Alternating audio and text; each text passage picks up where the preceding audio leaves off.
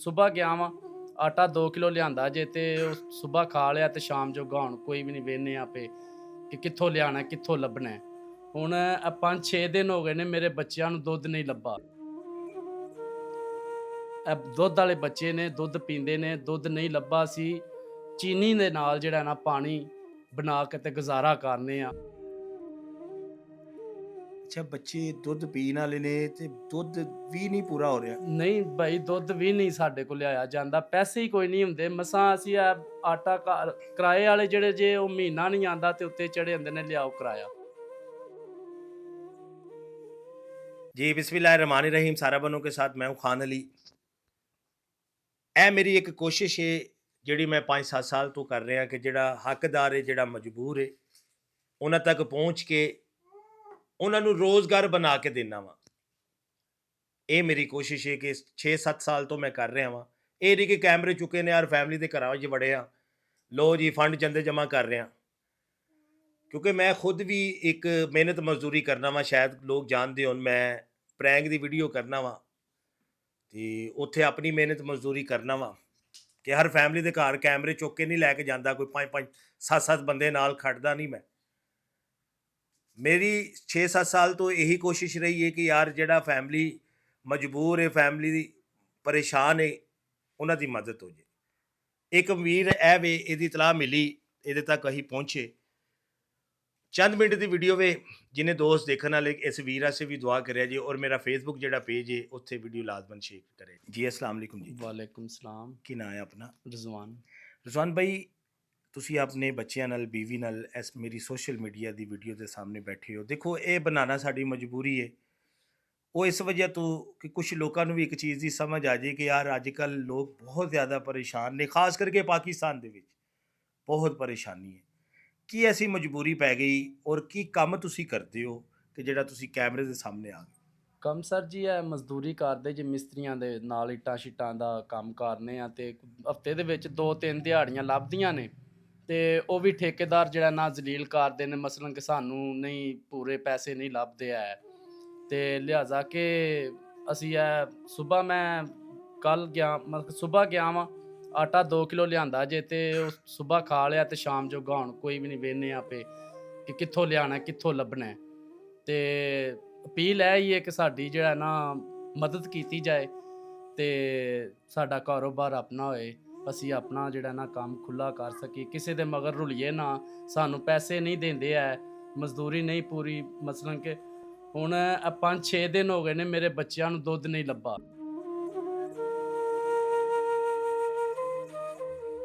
ਇਹ ਦੁੱਧ ਵਾਲੇ ਬੱਚੇ ਨੇ, ਦੁੱਧ ਪੀਂਦੇ ਨੇ, ਦੁੱਧ ਨਹੀਂ ਲੱਭਾ ਸੀ ਚੀਨੀ ਦੇ ਨਾਲ ਜਿਹੜਾ ਨਾ ਪਾਣੀ ਬਣਾ ਕੇ ਤੇ ਗੁਜ਼ਾਰਾ ਕਰਨੇ ਆ ਤਾਂ ਕਿ ਇਹਨਾਂ ਦਾ ਮਸਲਨ ਕਿ ਪਾਣੀ ਦੇ ਨਾਲ ਜਿਹੜਾ ਨਾ ਪੇਟ ਭਰ ਸਕੇ ਤੇ ਬਹੁਤ ਮਜਬੂਰ ਆ। ਅੱਛਾ, ਬੱਚੇ ਦੁੱਧ ਪੀਣ ਵਾਲੇ ਨੇ ਤੇ ਦੁੱਧ ਵੀ ਨਹੀਂ ਪੂਰਾ ਹੋ ਰਿਹਾ। ਨਹੀਂ ਬਾਈ ਦੁੱਧ ਵੀ ਨਹੀਂ ਸਾਡੇ ਕੋਲ ਲਿਆਇਆ ਜਾਂਦਾ, ਪੈਸੇ ਹੀ ਕੋਈ ਨਹੀਂ ਹੁੰਦੇ। ਮਸਾਂ ਅਸੀਂ ਆ ਆਟਾ ਘਰ ਕਿਰਾਏ ਵਾਲੇ ਜਿਹੜੇ ਜੇ ਉਹ ਮਹੀਨਾ ਨਹੀਂ ਆਂਦਾ ਤੇ ਉੱਤੇ ਚੜੇ ਹੁੰਦੇ ਨੇ ਲਿਆਓ ਕਿਰਾਇਆ। ਨਹੀਂ ਪੂਰਾ ਹੁੰਦਾ ਸਾਡੇ ਕੋਲੋਂ ਕਿ ਬਹੁਤ ਨਿਜ਼ਾਮ ਔਖਾ ਹੋ ਗਏ ਹੈ। ਤੇ ਆਟਾ ਜਿਹੜਾ ਤੁਸੀਂ ਉਹ ਕਿਲੋ ਲਿਆ ਕੇ ਗੁਜ਼ਾਰਾ ਕਰਦੇ ਹੋ? ਹਾਂਜੀ ਆ ਕਿਲੋ ਲੈ ਆਈਦਾ ਤੇ ਉਹ ਵੀ ਮਸਲਨ ਕਿ ਹੁਣ ਸ਼ਾਮ ਦਾ ਪਤਾ ਹੀ ਨਹੀਂ ਹੈ ਕਿ ਲੱਭਣਾ ਹੈ ਕਿ ਨਹੀਂ ਲੱਭਣਾ। ਇਹ ਵਜ੍ਹਾ ਹੈ ਕਿ ਅੱਜ ਗਿਆ ਸਾਂ ਜੇ ਕੰਮ ਤੇ ਕੰਮ ਨਹੀਂ ਲੱਭਾ, ਠੇਕੇਦਾਰ ਨੇ ਆਖਿਆ ਸਾਨੂੰ ਜ਼ਰੂਰਤ ਨਹੀਂ ਹੈ ਮਜ਼ਦੂਰ ਦੀ ਤੇ ਜਿਹੜਾ ਨਾ ਉਹਨਾਂ ਮੈਨੂੰ ਵਾਪਸ ਕਾਲ ਛੜਿਆ ਤੇ ਹੁਣ ਵੇਹਨੇ ਆ ਪੇ ਸ਼ਾਮ ਨੂੰ ਚਲੋ ਕਿੱਥੋਂ ਲਿਆਵਾਂਗੇ, ਕੀ ਕਰਾਂਗੇ। ਠੀਕ ਬਹੁਤ ਪਰੇਸ਼ਾਨੀ ਹੈ। ਹਾਂਜੀ ਕਿਉਂਕਿ ਸਭ ਤੋਂ ਵੱਡੀ ਪਰੇਸ਼ਾਨੀ ਇਹ ਵੇ ਕਿ ਬੱਚੇ ਦੁੱਧ ਪੀਣ ਵਾਲੇ ਹੋਣ, ਉਹਨਾਂ ਨੂੰ ਦੁੱਧ ਨਾ ਮਿਲੇ। 5-6 ਦਿਨ ਹੋ ਗਏ ਜੇ ਅਸੀਂ ਦੁੱਧ ਨਹੀਂ ਲਿਆਂਦਾ, ਪੈਸਿਆਂ ਦੀ ਵਜ੍ਹਾ ਤੋਂ ਦੁੱਧ ਨਹੀਂ ਆਇਆ, ਬੱਚਿਆਂ ਦੁੱਧ ਨਹੀਂ ਪੀਤਾ ਹੈ। ਬਹੁਤ ਪਰੇਸ਼ਾਨੀ ਹੈ ਕਿਉਂਕਿ ਬੱਚੇ ਜਦੋਂ ਦੁੱਧ ਪੀਣ ਵਾਲੇ ਹੋਣ, ਇੱਕ ਪਿਓ ਦੇ ਕੋਲ ਜੇਬ ਵਿੱਚ ਪੈਸਾ ਨਾ ਹੋਵੇ, ਆਪ ਤੇ ਤੁਸੀਂ ਚਲੋ ਰੁੱਖੀ ਸੁੱਕੀ ਖਾ ਕੇ ਗੁਜ਼ਾਰਾ ਕਰ ਲੈਣਾ ਮੀਆਂ ਬੀਬੀ ਨੇ। ਜੀ ਮਸਲਨ ਕਿ ਆਪਣਾ ਸਾਡਾ ਗੁਜ਼ਾਰਾ ਚਲੋ ਇਸ ਤੋਂ ਇਹਨਾਂ ਦੇ ਸਹਾਰੇ ਹੋ ਜਾਂਦਾ ਤਾਂ ਕਿ ਇਹਨਾਂ ਦੇ ਨਾਲ ਜੀ ਰਹੇ ਹਾਂ ਤੇ ਜੇ ਇਹਨਾਂ ਨੂੰ ਨਹੀਂ ਸਰ ਜੀ ਕੋਈ ਸ਼ੈ ਲੱਭਣੀ ਤੇ ਸਾਡਾ ਕੀ, ਮਸਲਨ ਕਿ ਫਿਰ ਕੁਛ ਵੀ ਨਹੀਂ ਦੁਨੀਆ ਤੇ ਸਾਡਾ।